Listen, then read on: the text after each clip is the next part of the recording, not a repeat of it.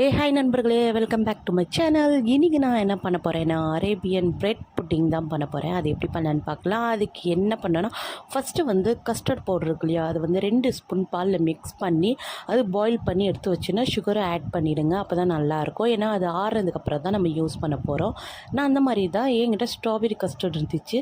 உங்கள்கிட்ட வேறு என்ன கஸ்டர்ட் இருந்தாலும் நீங்கள் யூஸ் பண்ணிக்கலாம். அதுக்கப்புறமா இந்த மாதிரி ப்ரெட்டை வந்து குட்டி குட்டியாக கட் பண்ணி எடுத்து ஸ்லைஸாக எடுத்து வச்சுக்கோங்க. ஓரளவு கட் பண்ணிவிடுங்க.